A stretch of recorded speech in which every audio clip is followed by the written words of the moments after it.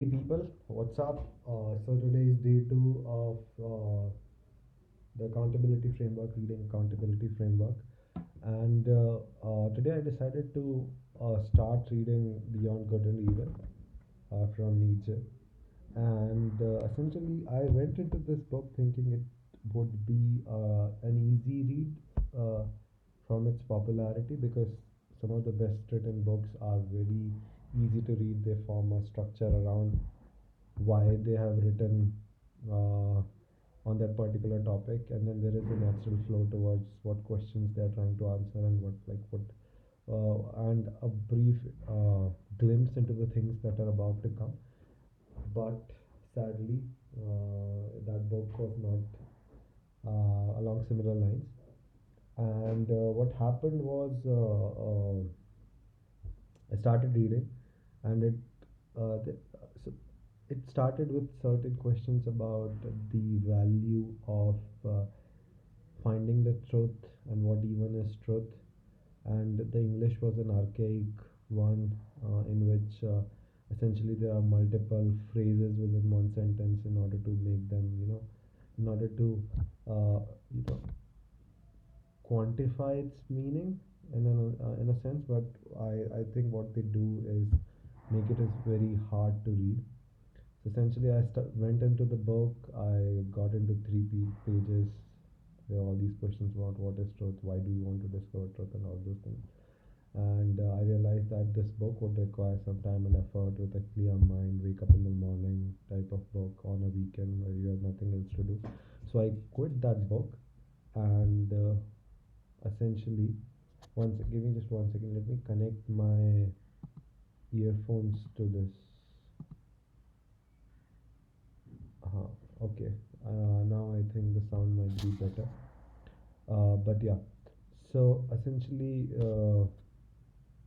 after going through the book, a couple pages, then I shift to again 1984, which I was reading before, and yeah, so and which this time this book touched a number of themes from various parts of human psyche, and essentially the main focus was how carefully curated information archiving mechanism can direct the truth that exists for a particular set of people.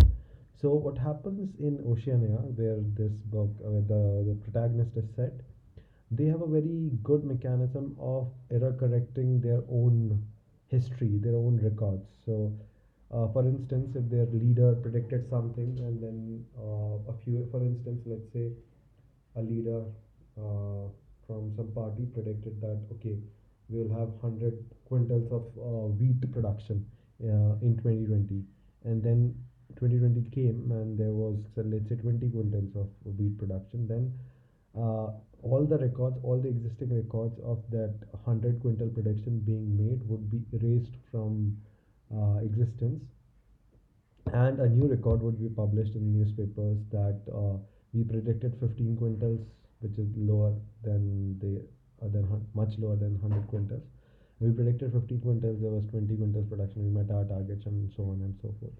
And they have laid down this careful structure around rewriting history, and that's how they control the minds of people in that reality, which is so terrifying to understand, and uh, which is actually a mirror into how and why people of North Korea don't actually start a revolution, because they are so surrounded by propaganda, and they are so surrounded by falsified claims that the urge to do a revolution, or urge to rebel against their own government never comes into their mind.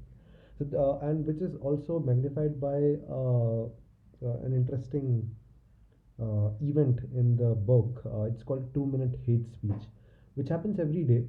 And what the government does in that 2 minute hate speech is that it broadcasts a speech from its enemies, from the enemies of that particular country, to the people of the country. And in that speech, the leaders of the enemy country actually talk about rational ideas such as um, freedom of speech, freedom of press, freedom of thought, and actually saying what you believe in, democracy, the amount of voting, and all those interesting ideas are talked to them.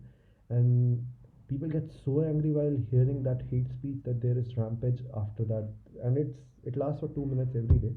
And after that 2 minutes, there is rampage all around, and then people are shouting names to their enemies, and they want them to die, and all those things happen.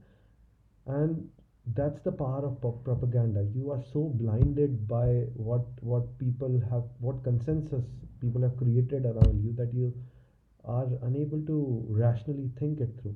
And there is this protagonist.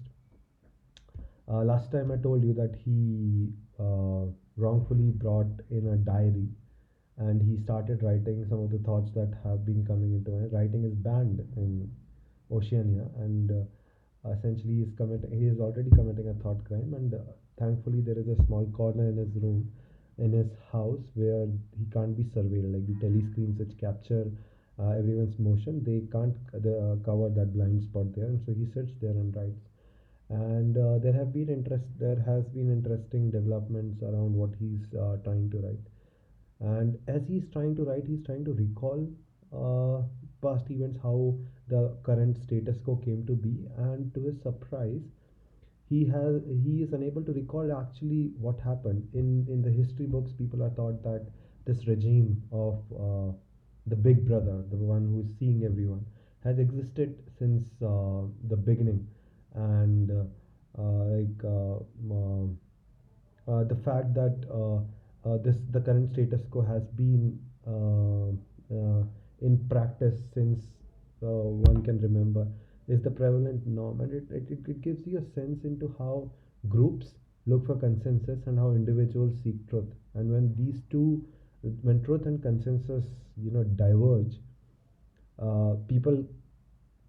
people become uneasy. And then there are those seekers who strive, who fight against the authorities, like Galileo and Copernicus. And then they strive to see what's rational, and then revolutions happen. So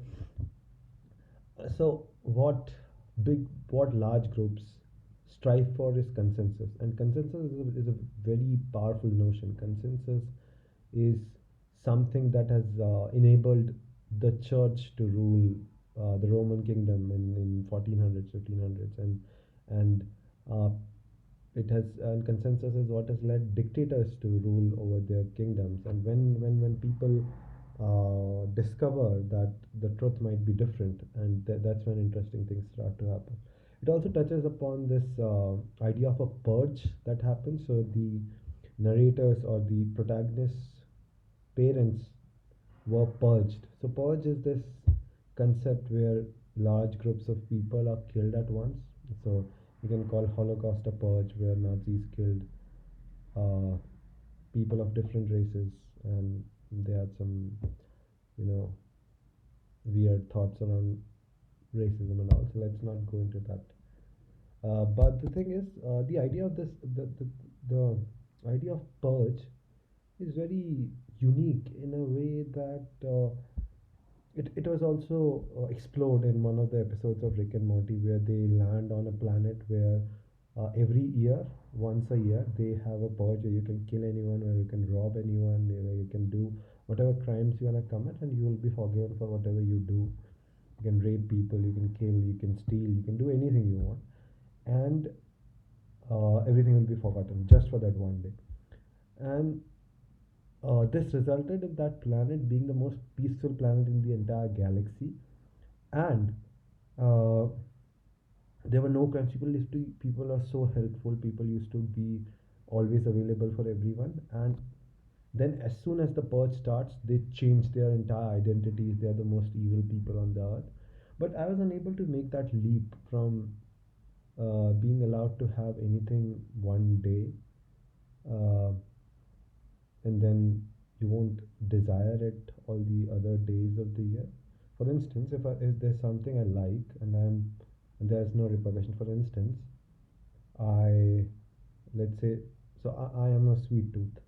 So let's say I'm allowed to eat sugar for one day a year as much as I want, and there would be no repercussions. I would be able to consume as much, and there would be no calories. accumulated and all. And then uh, I was not allowed to do that for an entire year. I would go crazy. Like I won't be uh, content with the amount of sugar. Instead, I would want it every day. And if you're not able to relate to me because of this sugar analogy, think of it. Think of something that you like. Okay, think of maybe sex. So for one day you are allowed to have sex with anyone who want, and then for other 365 days you are back into monogamy and all those things. And just imagine, won't you crave that thing which you want, which you could have accessed, which you could have done infinitely many times on that one day, and then never again till the next day. You live for that day. And I don't know how it leads to a peaceful civilization, but that's a very interesting concept. So essentially, the orators or narrators or protagonists' parents actually died in a purge. So yeah, that's what has been happening. Other than that, I didn't see anything interesting. Just dystopian world getting formed, people being uh, uh, purged out of existence, and there is a detailed description of how they remove people from their memories. If anyone commits a thought crime, like our protagonist is committing, he is essentially first killed, and then all his records are deleted from existence. All references to him in the news in some form or the other, they were removed.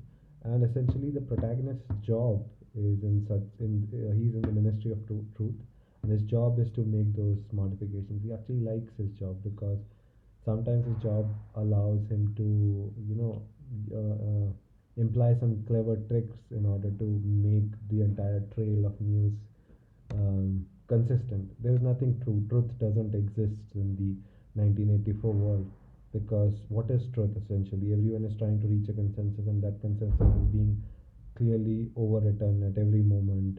Pamphlets, magazines, everything go through iterative process of re-editing in order to just make sense and push that common narrative that the government wants you to believe. So yeah, so essentially sometimes he has to employ some clever manipulative tricks in order to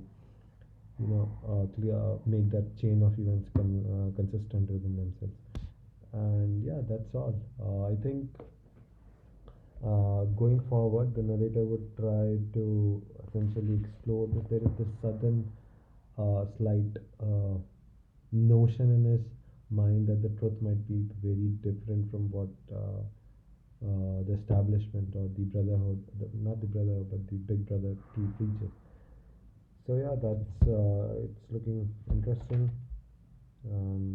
Yeah, I'm on chapter 5, and I will continue reading it tomorrow.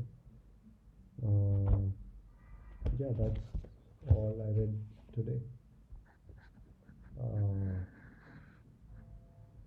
Apart from this, I also had something interesting to, just let my thoughts out about. So, uh, maybe I should not talk about it. Okay, let's talk about it anytime different. The thoughts are very raw and very, very unprocessed, and it is some shit about relationships in general. My friend is going through something, and I wanted to let my thoughts out about it, but I'll surely come back to it anytime soon. Yeah. Okay, see you tomorrow. I'll try to bring some diversity tomorrow. Maybe so I can't read Beyond Good and Evil right now. It's such a complicated book.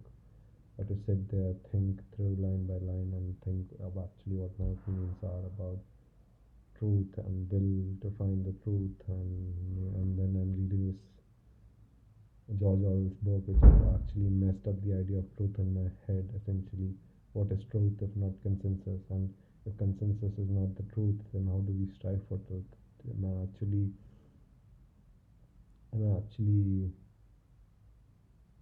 am I actually believing in things that are truthful, or am I just believing in society-fed consensual lies?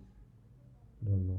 So reading these two books can be a fucking experience together. So I'm gonna put that book aside for a while. Maybe I'll pick Theory of Evolution if it's an easy read or not, or let's just continue with two books attached and 1984 for a while. So yeah, see you tomorrow, and yeah, keep reading.